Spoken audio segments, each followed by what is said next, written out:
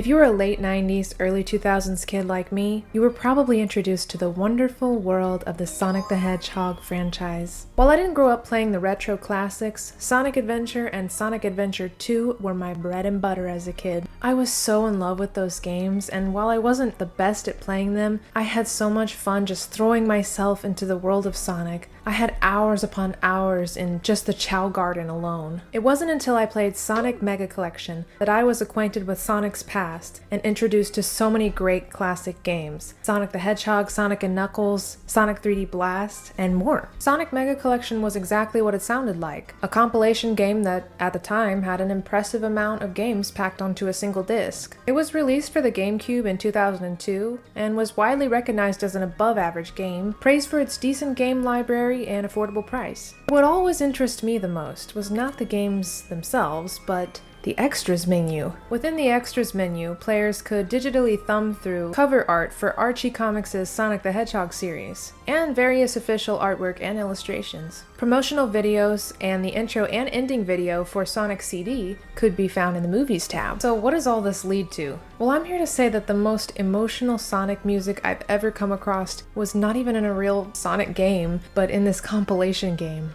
The theme that plays when you click on the Extras tab is entitled History, and it's an appropriate name because you're listening to this while you look back and reflect on Sonic's past and everything he's been through thus far. Now, I remembered this song randomly one night, and I went straight to YouTube to look it up. I couldn't remember the tune off the top of my head, but I recalled it had this melancholy sort of feeling to it. And when I pressed play, the memories just came flooding back. Okay, I know this sounds really dramatic, but when I first listened to this song again after over a decade, I got like full body chills.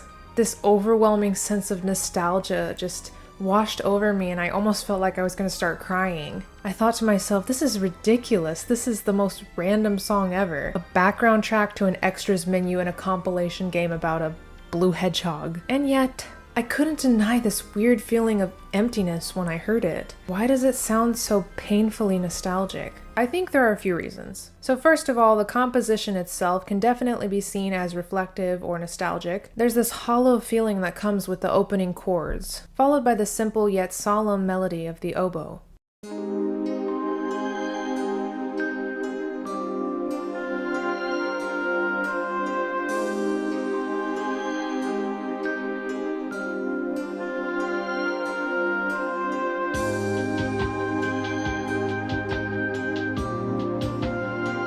It isn't until around measure 14 that we see this little glimmer of hope. There's this little moment of tension that resolves into something more peaceful. Then in measure 18, it's like the sun comes out behind the rain clouds.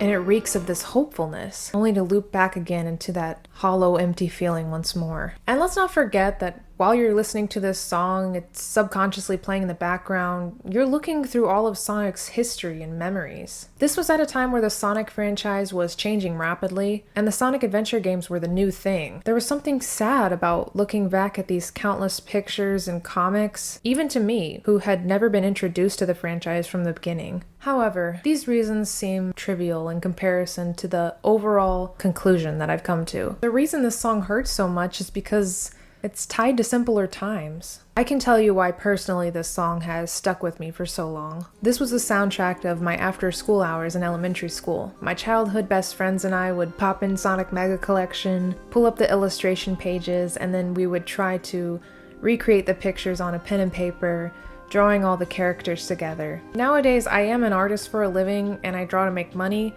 but man, I miss those times where I just drew because it was just so much fun and there was no other reason besides I wanted to. This was before social media, before becoming an adult, and before so much drama that just took place over the course of my life. It truly was a simpler time for so many reasons, and I think the loss of that is what makes this song so painful for me. I couldn't have imagined anyone really related to what I was feeling when they heard this song. After all, it seemed like a niche sort of experience. But when I scrolled through the YouTube comments, I was floored to see that I was not the only one who felt this way. Far from it. There are endless stories of fond childhood memories left on the comment section for this song. It seemed like everyone who played this game had this special connection to this song history. I probably spent a half hour just scrolling through all the comments and reading everyone's different stories. It really is amazing that something this supposedly niche connected all of us, and we all had this similar experience in our childhoods. Someone commented, "This is what going to heaven sounds like."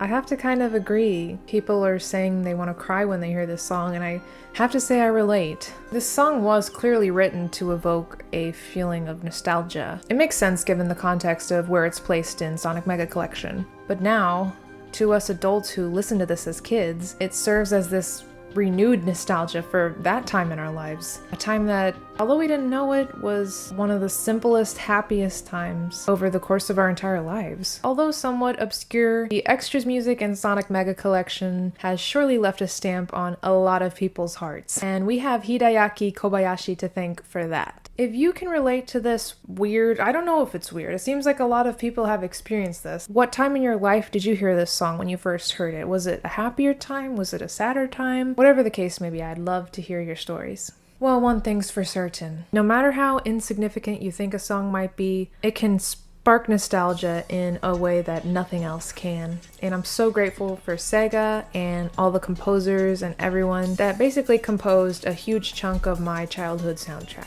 Thank you for listening, and thank you for watching.